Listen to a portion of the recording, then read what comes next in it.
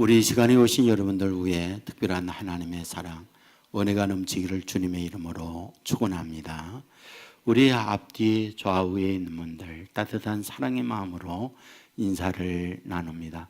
주님의 이름으로 사랑하고 축복합니다.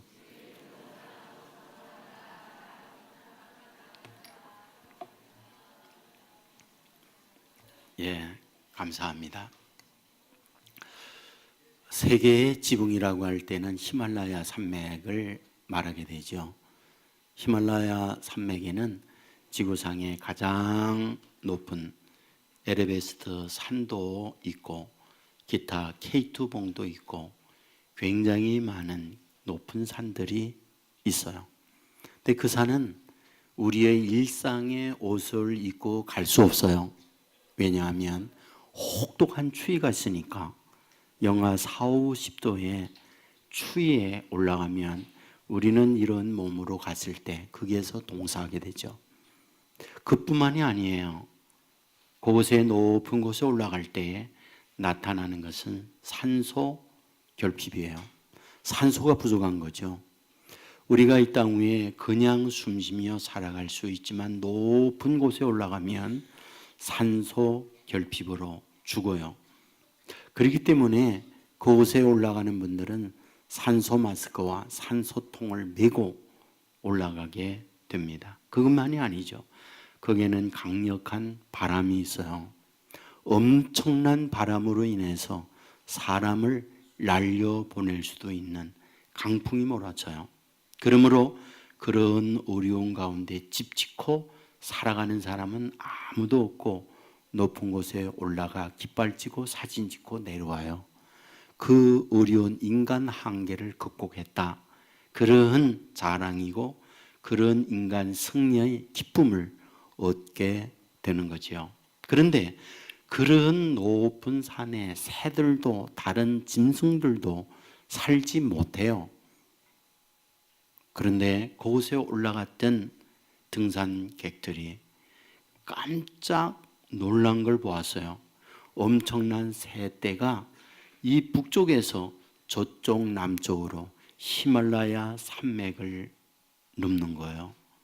보통 5,500m 이상을 이 새들이 날아 올라가 아래쪽으로 가는 거죠. 참 이분들은 이상했습니다. 어떻게 산소 결핍된 그곳에 새들이 날아 저기를 넘어갈까? 그리고 엄청난 추위에 단벌 옷을 입고 그 추위에 동사할 수 있는데 죽지 않고 어떻게 넘어가는 걸까? 그리고 강풍, 저 바람에 새들도 휘청거릴 텐데 새들이 침몰하지 아니하고 쓰러지지 않고 떨어지지 아니하고 넘는 저 새들 어떻게 저게 가능할까? 이분들은 굉장한 관심을 갖고 바라보게 된 거죠. 알았어요. 하나가 뭐냐면 생존, 살기 위하여 철을 따라 따뜻한 나라로 움직여 옮겨 간다는 걸 알았어요.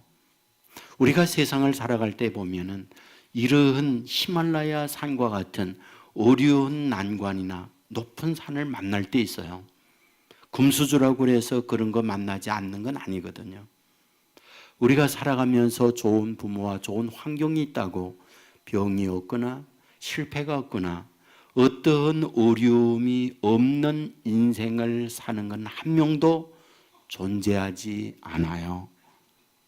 누구나 봄, 여름, 가을, 겨울을 만나요. 밤낮을 만나요. 돈이 있다고 좋은 부모 밑에 태어났다고 겨울 없는 인생을 사는 건 아니에요. 밤이 없는 삶을 살지는 않아요. 이 지구상에 태어났다. 지구 자체가 끌어내리는 중력이라는 게 있어요. 그래서 우리는 높이 올라가지만 떨어질 수밖에 없고 땅에서 계속 우리를 끌어내리기 때문에 어려움과 시련을 겪으며 살아가는 인생인 거죠. 문제는 그런 어려움과 시련을 만날 때 그것을 어떻게 이겨내느냐, 어떻게 극복하느냐, 어떻게 그것을 넘느냐, 이것은 우리의 몫이에요. 저는 오늘 여러분에게 이 부분을 여러분들과 함께 나누고 싶은 거죠. 내 힘, 내 능력으로 안 되는 그것을 어떻게 히말라야를 넘을 수 있지? 안 되는 그 넓은 강을 어떻게 건널 수 있지? 이런 부분을 오늘 본문을 통해서 여러분들과 함께 나누기를 원해요. 본문의 배경은 어디를 배경하고 있을까요? 북이스라엘입니다. 그때 당시의 왕은 누구였을까요? 아합 왕이었습니다. 아합 왕의 아내 왕비는 누구였을까요? 이세벨이었습니다. 이세벨은 누구였을까요? 엣바알의 딸이었습니다. 엣바알의 딸이라는 것은 곧 바알 선지자의 딸, 이런 말이에요. 그러니까 친정에서 우상 숭배하고 바알을 섬겼던 이세벨이 왕에게 시집갔어요. 출세했죠. 성공했죠.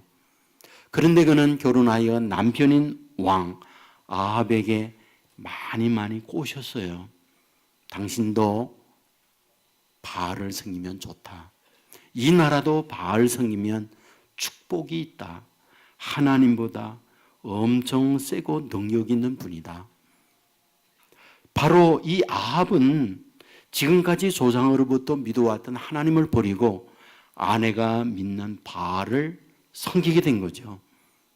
백성 모두가 다 왕이 믿는 바알을 섬기게 될 때에 하나님께서는 이들을 바알에게서 하나님 믿는 쪽으로 옮겨오고자 했어요. 하나님의 그 방법이 무엇입니까? 그것은 하나님의 살아계심의 증거를 그들에게 보여주는 거예요. 하나님의 살아계신 증거 어떤 것이었느냐? 당시 하나님의 사람 엘리야가 있었습니다. 하나님이 엘리야를 불러 말합니다. 너는 왕에게 가서 왕이 믿는 바알은 죽은 신이다. 힘없고 능력 없다. 여호와 하나님이 살아있고 전능한 능력자다. 이 사실을 말해 주어라. 그 증거로 뭘 말해 주느냐? 내가 가서 말하면 비가 내리지 아니하고 완전히 가뭄과 기근이 있다고 해라. 그는 이 말을 듣고 왕에게 갔습니다. 그리고 얘기해요. 바알 죽은 신이야. 여호와 하나님이 살아있어. 그분을 믿어야 인생이 복되고 삶이 행복해. 그리고 말했습니다. 앞으로 하나님의 전능한 영역으로 하늘 문을 닫고 비 한 방울, 이슬 한 방울 내리지 않는다. 그렇게 외쳤어요. 정말 비가 안 내렸어요. 정말 이슬이 내리지 않았어요. 하나님은 엘리야에게 말합니다. 너 그리시네가에 가라. 그곳에 물이 있어. 물을 마시면서 살도록 하거라. 그곳에서 물을 마시며 지낼 때 먹을 양식이 없죠.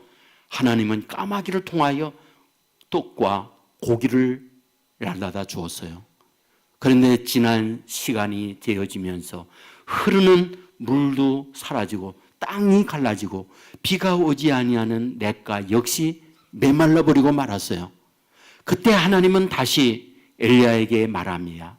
너는 일어나서 저 시돈 사르밧으로 가라. 내가 과부 하나를 준비해 놓았는데 그에게 가면 그가 너에게 먹을 걸 줄 거야. 이러한 하나님의 말씀을 들었던 엘리야는 바로 그리시네가에서 시돈으로 옮겨가요.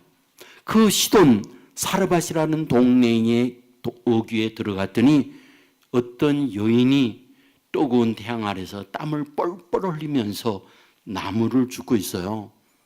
그에게 이렇게 말합니다. 내가 오는 동안 너무 덥고 마실 물이 없어 목이 마르니까 물 좀 주세요. 이렇게 말했어요. 그랬더니 이 여인이 물을 가지러 갑니다. 물을 가지러 가는 여인을 다시 불러요. 그리고 이렇게 말하죠. 할 수 있으면 갔다 올 때는 배가 너무 고프니까 떡 한 개라도 가져다가 저에게 주세요. 이렇게 얘기해요. 그랬더니 이 여인이 돌아서서 하는 말, 당신이 믿는 하나님 여호와를 두고 맹세하는데 나는 떡이 없어요. 우리 집에 있는 것은 가루통에 가루 한 움큼, 기름병에 기름 몇 방울 밖에 없어요.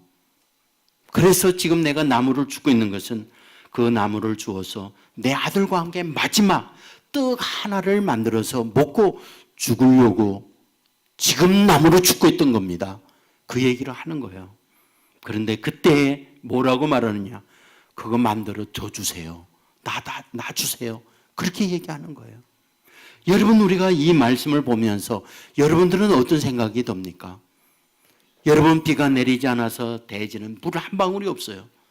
사람은 밥을 먹지 않아도 살지만 물을 며칠 먹지 않으면 죽습니다. 물은 마셔야 살아요. 물은 피요. 물은 생명이에요. 그러므로 비 내리지 아니하는 그 땅에 물이 없는 그때에 이 과부의 집이 물 한 컵 있는 그것을 이제 먹고 떡 한 개를 만들어 먹고 죽음을 기다려야 하는 그 상황에 물 달라는 거예요. 누가? 하나님의 사람 엘리야가. 그리고 떡이 많아서 그 중에 하나를 엘리야에게 주는 게 아니에요. 단 하나밖에 없는 그 떡을 만들어서 자기와 아들 반쪽씩 나눠 먹고 죽음을 기다려야 하는 그 상황에 엘리야가 그걸 자기에게 달래요. 여러분, 이게 가능합니까? 예림이 이게 될 수 있는 일입니까? 여러분, 우리는 이때 하는 말 벼룩이 간을 내먹는다고 그러죠. 여러분, 이건 있을 수 없는 일이죠. 누가? 하나님의 사람. 적어도 하나님의 사람이 하나님의 어렵고 힘든 사람을 도우려고 하면 물지개를 찌고 먹을 양식을 메고 하나님이 가난과 어려운 가운데 지내고 있는 당신을 불쌍히 여기셔서 하나님이 물 지고 가라고 했다고, 하나님이 먹을 양식 지고 가서 당신에게 주라고 했다고 그래야 되는 거 아니에요? 그런데 하나님은 엘리야에게 아무것도 주지 않았어요. 다만 입 하나 가지고 가게 하는 거예요. 그리고는 그 물을 달라고, 그리고는 떡을 달라고, 말도 안 되는 이 얘기를 하는 거예요. 상처난 그 상처에 소금을 뿌리는 거예요. 완전히 있을 수 없는 이것을 바로 이 사람, 바로 엘리야를 통하여 이 과부에게 요구하고 있는 것을 발견하게 되는 거죠. 우리는 이 시간 굉장히 중요한 질문을 하나 던질 수 있어요. 왜 하나님은 이렇게 하는 걸까? 하나님은 자비하신 분이잖아요. 하나님은 사랑이 많으시잖아요. 하나님은 울고 있는 자들과 함께 우는 분이고 가난한 이들과 함께 가난을 나누며 그들을 부욕케 하는 분이잖아요. 그런데 어찌하여 그 기근 가운데 물이 없는 곳에 물을 달라고 하고 먹을 양식이 없는데 떡 한 개마저 달라고 하는 이런 무모한 하나님의 의도가 도대체 무엇일까라는 거예요. 여러분, 이것을 통하여 하나님께서는 어떻게 그런 것을 풀어낼 수 있는지, 어떻게 그 난관을 이겨낼 수 있는 건지 이것을 알려주기 위하여 오늘 성경은 기록하고 있는 거예요. 여러분, 최근에 어떤 교육의 트렌드가 있다면 인문학 바람이에요. 인문학 바람이 불고 있어요. 인문학이 뭡니까? 사람 사는 도리, 이것을 배우는 학문을 인문학이라고 그러잖아요. 이런 인문학의 꽃을 피우게 된 이유가 뭡니까? 스티브 잡스 때문이죠. 스티브 잡스는 우리가 아는 대로 애플이라고 하는 회사를 만들고 엄청난 기업을 이루어서 돈을 모은 사람이 스티브 잡스예요. 그러면 그가 대학에서 공학을 하고 그 공학적 기술을 가지고 이런 우리가 사용하고 있는 스마트폰, 아이폰을 만들었기 때문에 그걸 통하여 엄청난 돈을 벌었는가? 여러분, 놀라운 사실은 스티브 잡스는요, 공과대학에 문턱도 가보지 않았어요. 4년제 대학 졸업도 안 했어요. 2년제 대학 다니다가 공부하기 싫다고 때려친 사람이 스티브 잡스예요. 그런데 어떻게 그는 우리가 사용하는 스마트폰, 이런 아이폰을 만들어서 이런 통신혁명, 이런 혁명을 일으키는 장본인이 되었을까요? 그는 인문학을 공부했어요. 사람 사는 공부를 했어요. 그런 가운데에 아이디어를 가지고 어떻게 하면 전화도 쏘고 카메라도 쏘고 녹음기도 쏘고 여러 가지를 함께 쓸 수 있는 게 뭘까? 그거를 연구하고 공부하는 가운데 우리가 사용하는 스마트폰을 만든 거예요. 그러니까 그런 가운데에서 인문학 바람이 불게 된 거죠. 여러분 아십니까? 인문학에 관한 한 성경이 최고의 가득 찬 보고라고 하는 사실이에요. 하나님께서 하나님의 말씀을 우리에게 주신 이유, 왜 성경을 우리에게 준지 아십니까? 세상 살아가면서 이런저런 일 너무 많아요.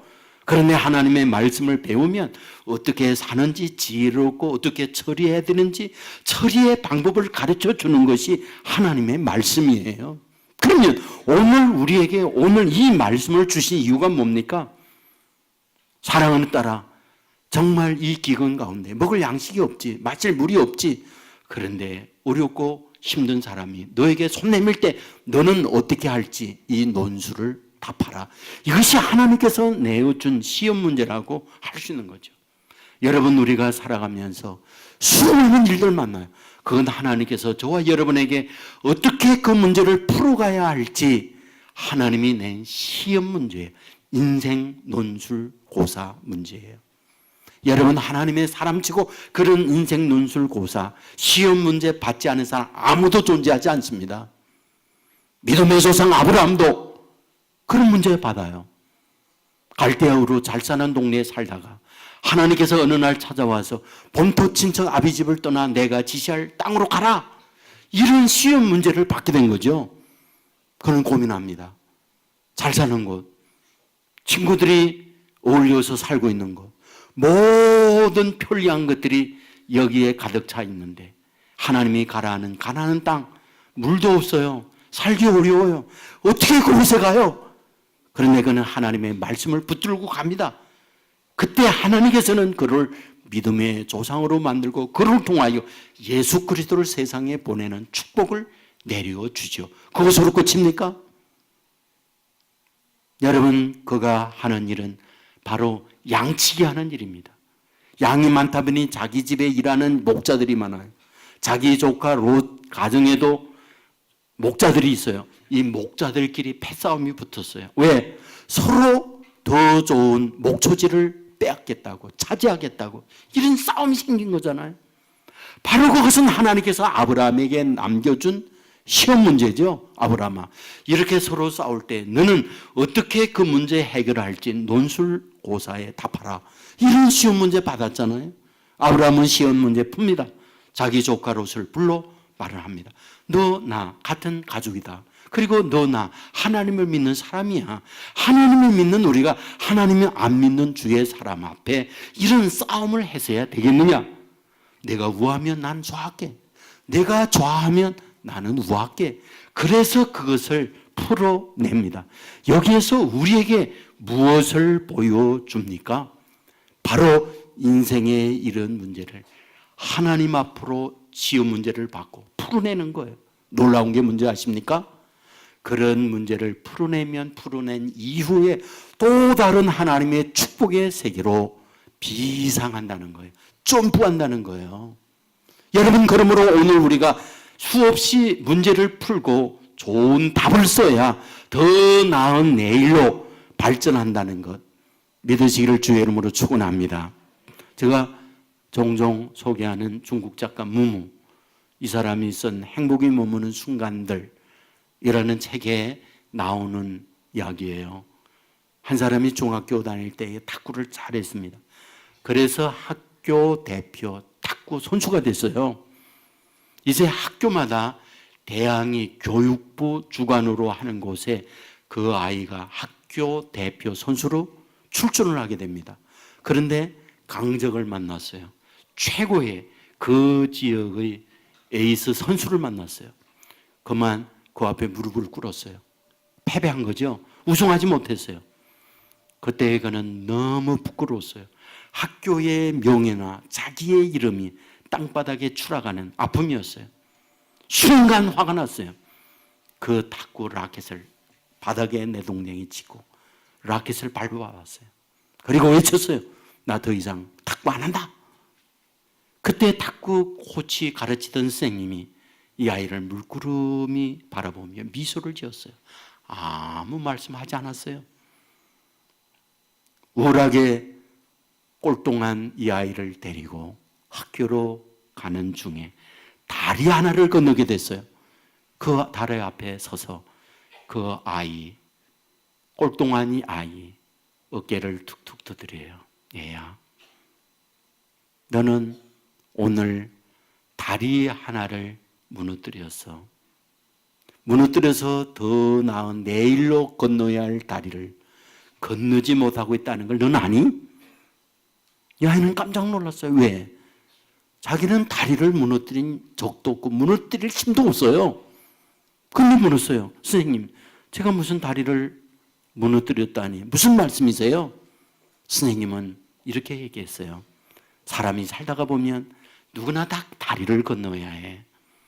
그것은 내가 탁구 시합을 통해서 그것이 이기든 실패든 다리를 걷는 거야. 이기면 좋지, 지면 슬픈 거야. 슬플 때에도 다리를 건너야 해. 중요한 것은 다리를 건너고 난 이후에 또 다른 세계가 있다는 걸 너는 모르고 있단다. 내가 그것에 패배하면서 라켓을 던지고 라켓을 밟으면서 나는 탁구를 포기할 거야, 이 말은 내가 건너야 할 그 다리를 내 스스로 무너뜨렸다는 걸 알아야 한단다. 그 얘기를 해 주었어요. 그 아이는 그 선생님의 말씀을 들었어요. 그 이후에 그는 공부를 하면서 문학을 하게 됩니다. 많은 글들을 썼어요. 그런데 사람들이 읽어주지 않아요. 그리고 많은 작품을 출품하지만은 어디에 가든 가작도 들지 못하고 3등도 들지 못하고 언제나 퇴짜를 맞게 돼요. 우울해서요. 펜을 꽂고 싶었어요. 글 쓰는 일을 포기하고 싶었어요. 그런데 그때마다 탁구할 때 하셨던 선생님 말씀, 너는 내 스스로가 다리를 무너뜨려서 다리를 넘어서면 또 다른 세계가 있는 걸 너는 모르고 있어. 이 말씀을 자기 마음에 새기게 된 거예요. 그래, 이거 힘든 거 어려운 이 다리를 건너면 돼. 그러면서 그 다리를 힘들게 건너고 났더니 그 아픔, 그의 내면에 일어나는 감정적 표현, 이런 글들을 쓰면서 사람들의 마음을 움직이기 시작했어요. 놀라운 글로 말미암아 중국에서 엄청난 인기 있는 작가로 등극하게 되었다는 그런 내용이었어요. 여러분, 오늘 저와 여러분이 살면서 다리 다 건너야 됩니다. 히말라야 산을 넘어야 됩니다. 우리는 그 앞에서 무너져 내려서 나는 할 수가 없다고 주저앉을 수 있는 사람들이 있을 수 있잖아요. 저는 이 여인을 생각해 봐요. 기근이에요. 가뭄이에요. 먹을 양식 없어요. 물도 없어요. 고작 있는 것은 가루 한 움큼, 고작 있는 건 기름 몇 방울입니다. 이제 그것을 떡을 구워서 만들어 먹고 아이와 함께 죽음을 기다려야 하는 정말 비극적 아픔의 순간입니다. 그런데 하나님의 사람이 와서 그걸 자기에게 달래요. 줄 수 없습니다. 만일 저라고 한다면 온갖 욕을 퍼붓겠죠. 아니, 벼룩의 간을 빼먹지, 어떻게 이런 곳에 와서 이것을 당신이 달라고 합니까? 정말 줄 수가 없잖아요. 그러면 오늘 본문은 도대체 왜 이런 부분을 하나님의 사람 엘리야를 통하여 사르밧 과부에게 출제하는 걸까요? 잘 보세요. 잘 보세요. 기근은 사르밧 과부만 만나고 있는 게 아닙니다. 그 지역 모두가 다 만나고 있어요.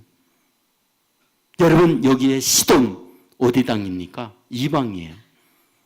하나님을 믿지 않는 사람들이 살고 있는 곳이에요. 과부란 무엇입니까? 남편이 없다는 말이에요. 여러분, 이 여인이 처음부터 남편 없는 삶입니까? 아니에요. 여인도 자기의 아버지 어머니가 있고 어린 시절 여러분들과 함께 아버지 모습, 아버지 어머니 모습 그리면서 성장한 여인이 이 과부예요. 여러분, 결혼하게 될 때에 가서 남편에게 매맞고 가난한 가운데 남편 먹이 살리고 어려운 가운데 피땀 흘리고 눈물 흘리며 지내고자 하는 목적을 가지고 결혼하는 여인, 세상에 한 명도 존재하지 않아요. 너나 다 남편 만나 가정을 이루어 산다고 하는 것, 행복한 가정을 목적하고 가는 거예요. 그러나 남편이 어떤 용건지 죽었어요. 말씀의 배경을 보면 시댁도 친정도 가난해요. 그렇기 때문에 자기 혼자 자기 아들 하나와 함께 먹고 사는 문제를 해결하려고 하는 것, 이것이 여인이 처한 환경이에요. 그렇다면 왜 도대체 하나님께서는 이 여인으로 이런 어려운 문제를 만나 그 문제를 풀게 합니까? 아주 핵심적인 게 있어요. 사람의 힘으로 풀지 못하는 문제를 하나님이 내고 있구나라는 거예요. 어떻게 하려고? 그 문제 앞에서 손들게 하려고. 손드는 것 중요해요. 여러분, 얼마 전에 서해안에 저북한에서 2명의 남자가 배를 타고 귀순했어요. 지난 주간에. 여러분, 귀순하게 되어질 때 여러분 총 들고 이렇게 겨누면서 나 귀순 그런 사람이 있어요? 귀순하는 사람은요, 총이 딸지라 딱 놓고 손 들고 항복이에요. 손에 아무것도 없는 그 모습이 무슨 뜻이에요? 항복, 나 귀순입니다. 그 뜻이에요. 하나님께서 하나님의 자녀들에게 종종 이것을 원한다는 거 아십니까? 여러분, 언젠가 여러분에게 이런 재미있는 유머했던 기억이 있을 거예요. 한국 사람들이 태국에 여행을 많이 가잖아요. 관광 많이 가잖아요. 거기 가면 코끼리 쇼가 있는데 코끼리 쇼에 가면은 조련사가 코끼리 발도 들게 하고 코를 가지고 재미있는 여러 가지 묘기를 부리게 하잖아요. 그런데 그 묘기를 부리고 난 이후에 조련사가 한국 관광객들에게 이렇게 말했습니다. 여러분, 이 코끼리에게 눈물 흘리게 하는 분에게는 $1000 1000불이 얼마인지 아세요? 100만 원. 100만 원을 여러분에게 줄게요. 그랬어요. 여러분, 누가 나가서 코끼리에게 눈물 나게 합니까? 아무도 못 나갔죠. 그런데 어떤 분이 나가더니 코끼리 귀에다가 뭔가 소곤소곤 얘기했는데 코끼리가 달걀 같은 눈물을 뚝뚝 흘렸어요. 그래서 $1000 1000불 벌었잖아요. 그래서 조련사가 그분에게 물어봅니다. 아니, 도대체 코끼리한테 무슨 말을 했길래 코끼리가 달걀 같은 눈물을 뚝뚝 흘립니까? 그랬더니 이분이 하는 말, 나는 한국의 목사예요. 코끼리한테 말했거든요. 코끼라, 너 나하고 한국 가서 목회할래? 그랬더니 이렇게 우네요. 그렇게 얘기한 거예요. 그랬더니 조금 있다가 또다시 조련사가 하는 말, 이번에는 이 코끼리로 하여금 발을 이렇게 앞발을 들게 하는 그 사람에게는 $1000 1000불 또 주겠습니다. 누가 나와서 코끼리로 하여금 앞발을 이렇게 들게 합니까? 그랬더니 그 목사님이 또 나가서 코끼리 귀에다가 뭔가 소곤소곤 했는데 이번에는 코끼리가 앞발만 들인 게 아니라 뒷발까지 다 들어. 앞발, 뒷발 다 들어. 그래서 또 1000불을 부르잖아요. 그래서 조련사가 그분에게 물어봤어. 아니, 어떻게 했길래 이 코끼리가 앞발, 뒷발 다 듭니까? 그랬더니 이분 한 말, 코끼리한테다가 제가, 코끼라, 너 나하고 한국 가서 개척교회 할래? 그랬더니 이 코끼리가 앞발, 뒷발 다 들었다고. 여러분, 저는 하나님 앞에 앞발, 뒷발 드는 것이 축복의 길이라는 사실을 믿으시기를 주의 이름으로 축원합니다. 이 가뭄에 이 여인, 시댁이나 친정이나 아무것도 없어요. 저는 가만히 생각해 봅니다. 저는 실제 그 땅을 가서 보았는데 한여름에 내려 쪼이는 태양의 열기가 어느 정도냐? 50도까지만 올라가요. 50도 하면 우리는 다 뻗어요. 여러분, 그곳에 자동차 햇빛을 받죠. 그 자동차 햇빛 받는 그 뜨거운 곳에 계란을 깨면 그게 계란 후라이가 돼요. 계란이 익어요. 그 정도로 뜨겁습니다. 여러분, 나뭇가지를 죽고 있는 여인을 생각해 봅니다. 피땀이 흐르겠죠. 목이 마르겠죠. 어떤 심정이었을까? 비참하죠. 이제는 떡 하나를 만들고 자기 아들과 함께 먹고 죽을 판이니. 이 여인의 나이는 20살 안팎 되어지는 젊은 여인이에요. 왜? 아이가 어리거든요. 결혼 일찍 할 때니까.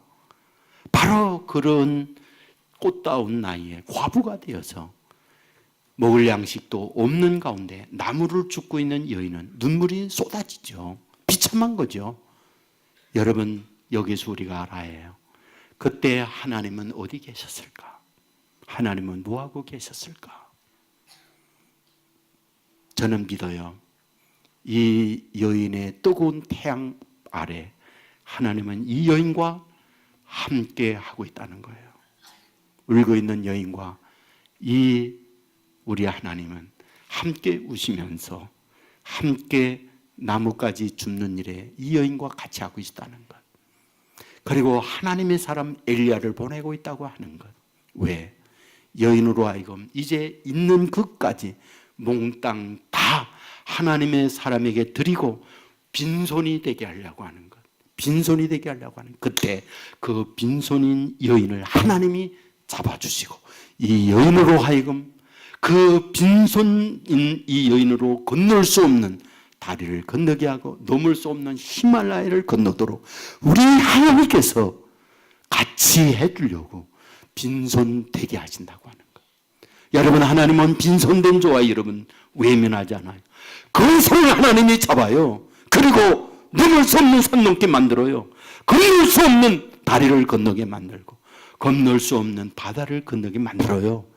하나님은 그와 같이 빈손이었던 이 여인에게 하나님이 어떻게 하나요? 놀라운 기적이 일어났죠. 기름병에 기름이 말하지 않았어요. 가루통에 가루가 말하지 않았어요. 농사하여 채움으로 가루가 가득 찼다는 말이 아니에요. 기름병에 기름을 채웠기 때문에 기름이 있었다는 말이 아니에요. 빈손이었을 때, 아무것도 없을 때 하나님께서는 이 과부의 손을 잡아주시고 하나님은 그 과부의 가루통에 가루가 언제나 차도록 기름병이 언제나 넘치도록 하나님이 축복해 주었다는 사실 믿으시기를 주님의 이름으로 축원합니다. 여러분, 하나님의 아들 예수님께서 게네사렛 호숫가에 가죠. 왜 갑니까? 빈배였던 베드로의 가정, 베드로의 배를 채우기 위해서 갔죠. 물었어요. 잡은 것이 있느냐? 없습니다. 밤이 맞도록 수고했지만 빈 고문이었습니다. 깊은 데 가서 문을 내려라. 깊은 데 가서 그물을 내렸더니 그곳에 그물이 찢어질 정도로 고기가 잡혔어요. 2배의 만산하는 축복을 허락해 줍니다. 뭘 뜻하는 거죠? 빈손, 빈배에 설 때 하나님 앞에 손드는 주의 자녀들 하나님이 잡아주시고 인간이 안 되는 것을 되도록 만들어주시는 축복을 허락해 주었다는 걸 우리에게 보여주는 말씀이잖아요. 여러분, 학생 여러분, 그리고 성도 여러분, 가는 길에 우리의 어려움을 만나요. 인생의 어려움을 어떻게 풀어내느냐, 그 풀어내는 그 이유가 축복이냐 저주냐 이어질 수 있어요. 하나님께서 우리에게 이러한 문제를 내는 것은 그 문제를 아르게 풀어내므로 말미암아 이후에 복된 저와 여러분의 삶을 살게 하고자 하는 주님의 뜻, 주님의 계획이 있다는 사실을 알고 내 방법, 내 실력, 내 능력이 아니라 아버지 앞에 손드세요. 주님 엎드립니다. 도와주세요. 그럴 때 전능한 아버지 하나님이 저와 여러분의 손을 잡으시고 안 되는 것 되게 하고 넘을 수 없는 산 넘게 하고 불가능을 가능케 하는 축복을 허락해 주신다는 걸 믿으시고 이 은혜, 이 축복 받아 누리는 저와 여러분의 삶이 되기를 주의 이름으로 축원합니다. 모두 자리에